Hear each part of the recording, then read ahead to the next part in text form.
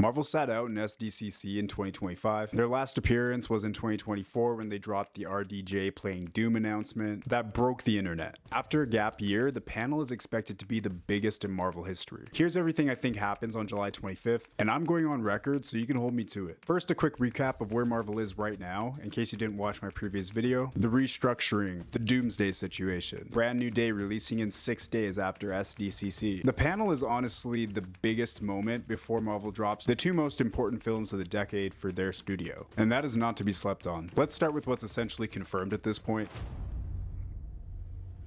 Multiple insiders have reported that the Doomsday trailer will release on this day. SDCC is basically a guarantee at this point, and the release of the new concept art that you can see in the thumbnail, they are basically gearing up for this trailer. And if history is anything to go off of, there is a very good chance that Marvel will release that trailer publicly within an hour of the Hall H reveal. That is pretty much best case scenario, and exactly what fans will be expecting. But here's where I want to push back slightly on that conventional wisdom. The closer we get to Spider-Man Brand New Day, the more I start to wonder how much crossover there is between these two movies. There is a real possibility that Marvel could withhold this trailer until the majority of people have seen Brand New Day, so that the first official Doomsday trailer can play into however Spider-Man Brand New Day ends. Think about it. If Brand New Day's ending can directly set up Doomsday, releasing the trailer before most people have seen the film can totally spoil that movie. Marvel might be protecting the Brand New Day ending as much as they are building the Doomsday hype. Now, what does that trailer actually need to deliver after all this anticipation?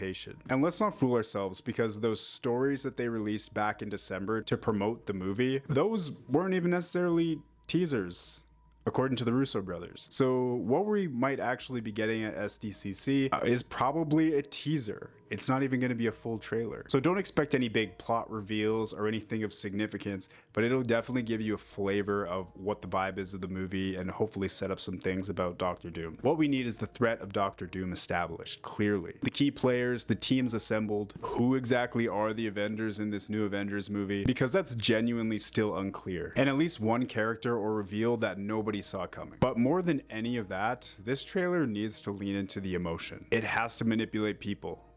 Like, it just has to. The X-Men, the Fantastic Four, the Avengers, they're all in this movie for the first time ever. If the footage makes you feel something, even if it is just tugging at nostalgia, if it doesn't feel like just a cameo fest, but like characters with genuine stakes, that's a trailer doing its job. Especially a trailer as monumental as this. And I don't think SDCC is the end of the trailer conversation. My prediction is that we get a full trailer attached to the end of Avengers Endgame Encore, releasing in September. Playing at the end of the credits, a lot like the way they played the first Avengers trailer at the end of the first Captain America movie, and then dropping that same thing online after that weekend. Between the Encore experience and that September trailer, Marvel keeps the conversation going all the way through without exposing a lot before December.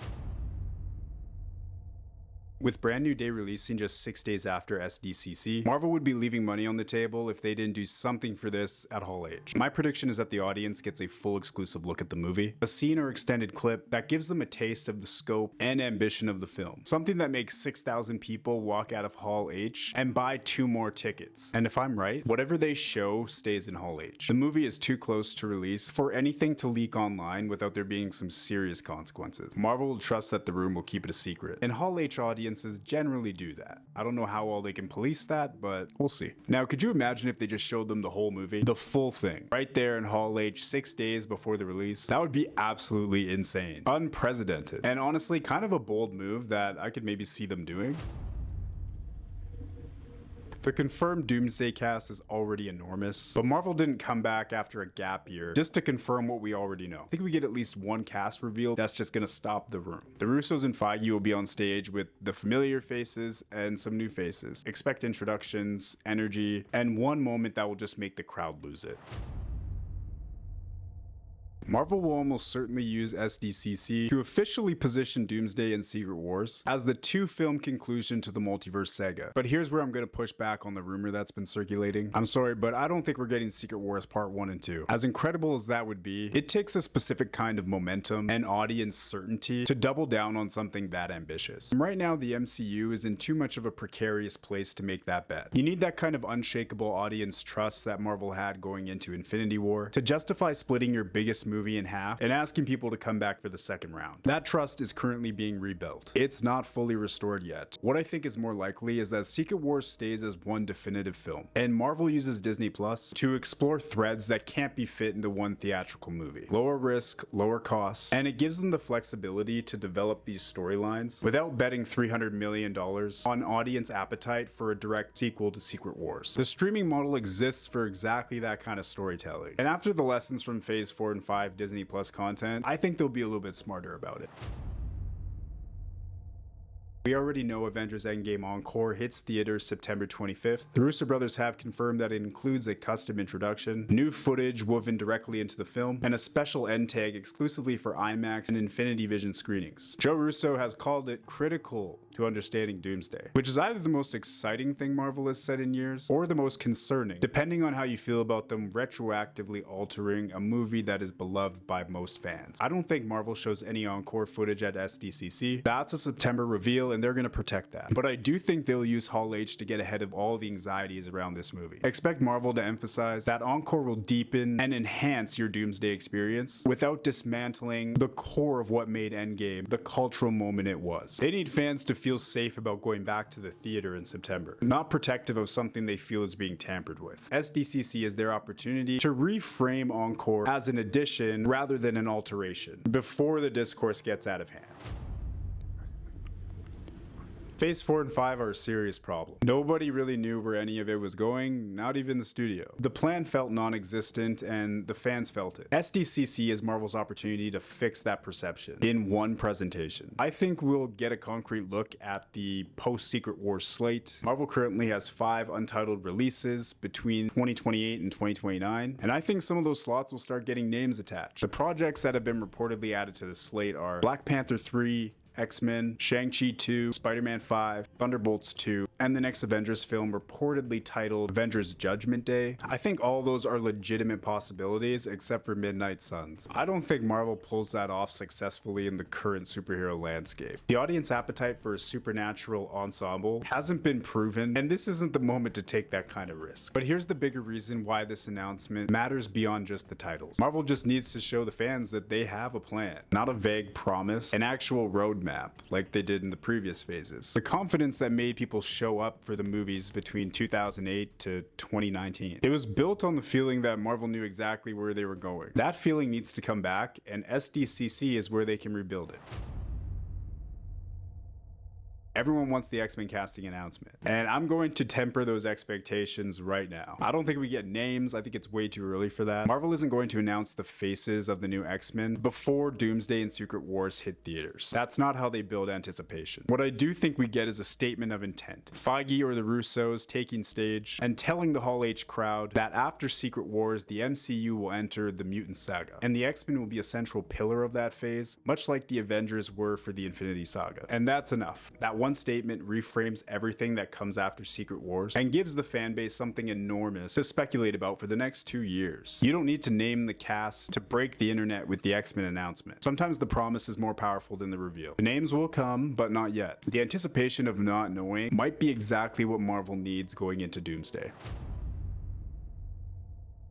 Now here's where I get into the territory of things that are a long shot, but I just would really love to see happen. And that's Deadpool and Wolverine being confirmed for Doomsday. Live on stage in front of Hall H. You don't make one of the most profitable Marvel films ever and then leave those characters out of the multiverse saga conclusion. Their absence from the confirmed cast list isn't a sign they're not involved. It's Marvel protecting the moment for exactly this kind of reveal. Picture Ryan Reynolds walking out on stage. The crowd is losing it. And then Hugh Jackman follows. And Ryan leans over, looks at him and whispers, "Till you're 90. I mean, come on, I should be writing this event. This is a long shot because Marvel is probably saving that moment for the trailer or even the film. But if it happens, that is the moment of the panel.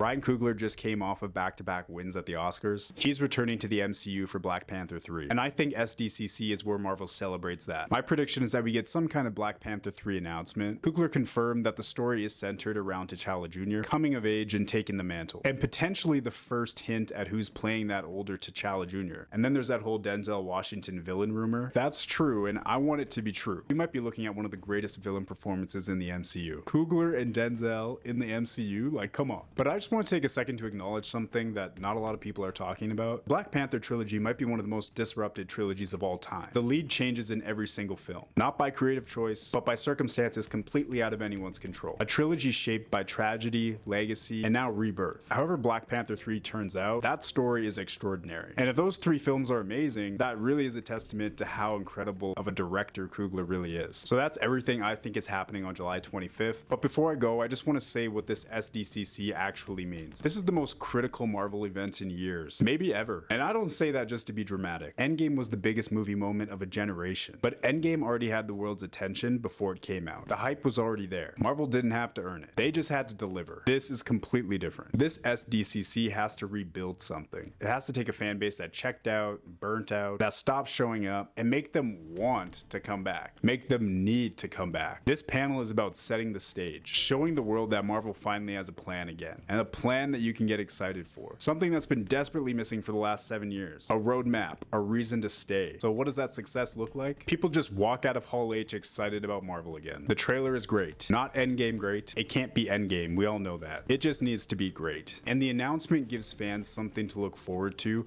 both soon and later in the future. Now, what does failure look like at the Hall H panel? No exciting announcements about what's coming, and if the trailer does drop publicly, that the consensus is that it's just meh or mid. That's a total red flag. Not just for Doomsday, but for everything Marvel is currently trying to rebuild. Because just think about it, they've pulled out all the stops for this. They've got all of your favorite casts coming back, even though they may have perished or had the most perfect storybook endings. But if you want to ask me what I think will happen, I believe that they're going to deliver. I think the trailer is going to be awesome. And I'll be back the day after SDCC to let you know if anything I predicted was right and what it all means for the future of the MCU going forward. Subscribe so you don't miss it, because if Marvel delivers on July 25th, that reaction video is going to be worth watching. Thank you all so much for watching. I'll see you in the next one.